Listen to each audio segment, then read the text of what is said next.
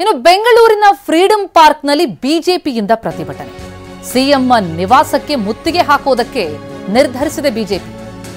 ಜನಸ್ವಾಮಿ stadium ಬಳಿ ಏನು RCB celebration ವೇಳೆ ಕಾಲ್ತುಳಿತ ನಡೆಯಿತು. ಆ ಪ್ರಕರಣಕ್ಕೆ ಸಂಬಂಧಪಟ್ಟಂತೆ ಅದಕ್ಕೆ ಸಿಎಂ ಡಿಸಿಎಂ ಹೊಣೆ, ಅವರ ರಾಜೀನಾಮೆ ಕೊಡಬೇಕು ಅನ್ನುವಂತಹ ಆಗ್ರಹದೊಂದಿಗೆ ಬಿಜೆಪಿ ಪ್ರೊಟೆಸ್ಟ್ ಮಾಡ್ತಾ ಇದ್ದು, ವಿಜಯೇಂದ್ರ ಆರ್ ಅಶೋಕ್ ನೇತೃತ್ವದಲ್ಲಿ ಈ ಪ್ರತಿಭಟನೆ. ಹಲವು ಶಾಸಕರು ಪಕ್ಷದ ಮುಖಂಡರು ಭಾಗಿಯಾಗಿದ್ದಾರೆ. ಪ್ರತಿಭಟನೆಯ ವೇಳೆ ಕಪ್ ಹಿಡಿದು ಅಣಕು ಪ್ರದರ್ಶನಕ್ಕೆ ಮುಂದಾಗಿದ್ದಾರೆ. ಆರ್ಸಿಬಿ ಕಪ್ ಹಿಡಿದು ಕಿತ್ತಾಡುವ ರೀತಿಯಲ್ಲಿ ಅಣಕು ಪ್ರದರ್ಶನ, ಜೊತೆಗೆ ಸಿಎಂ ಮನೆಗೂ ಮುತ್ತಿಗೆ ಹಾಕೋದಕ್ಕೆ ನಿರ್ಧಾರ ಮಾಡಿರುವಂಥದ್ದು ಬಿಜೆಪಿ.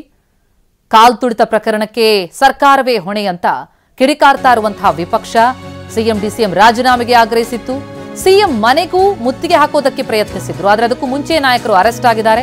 ಬಿಜೆಪಿ ನಾಯಕರನ್ನ ಪೊಲೀಸರು ವಶಕ್ಕೆ ಪಡೆದಿದ್ದಾರೆ. ಫ್ರೀಡಂ ಪಾರ್ಕ್ನಲ್ಲಿ ಬ್ಯಾರಿಕೇಡ್ಗಳನ್ನ ಅಳವಡಿಸಿ ಪೊಲೀಸರು ಅವರನ್ನ ತಡೆದಿರುವಂಥದ್ದು.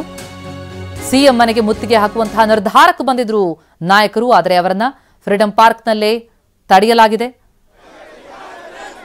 ವಿಪಕ್ಷ ನಾಯಕ ಆರ್ ಅಶೋಕ್, ಬಿಜೆಪಿ ರಾಜ್ಯಾಧ್ಯಕ್ಷ ವಿಜಯೇಂದ್ರ ಸೇರಿದಂತೆ ಬಿಜೆಪಿಯ ಮುಖಂಡರೆಲ್ಲರೂ ಕೂಡ ಈ ಪ್ರತಿಭಟನೆಯಲ್ಲಿ ಭಾಗಿಯಾಗಿದ್ರು.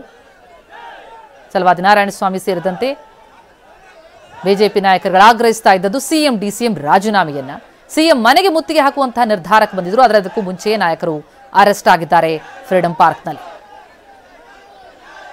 18 ವರ್ಷಗಳ ಬಳಿಕ ಆರ್ಸಿಬಿ ಕಪ್ ಗೆದ್ದು ಅದರ ಸೆಲೆಬ್ರೇಷನ್ಗೆ ಅಂತ ಸೇರಿದಂತಹ ಜನಸ್ವಾಮಿ ಸ್ಟೇಡಿಯಂ ಬಳಿ ಕಾಲ್ತುಳಿತಕ್ಕೊಳಗಾಗಿ ಮೃತಪಟ್ಟಂತಹ ಹಿನ್ನೆಲೆಯಲ್ಲಿ ಅದಕ್ಕೆ ಯಾರು ಹೊಣೆ ಅಂದರೆ ಸರ್ಕಾರ ಅಂತ ವಿಪಕ್ಷ ಕಿಡಿಕಾರಿದೆ.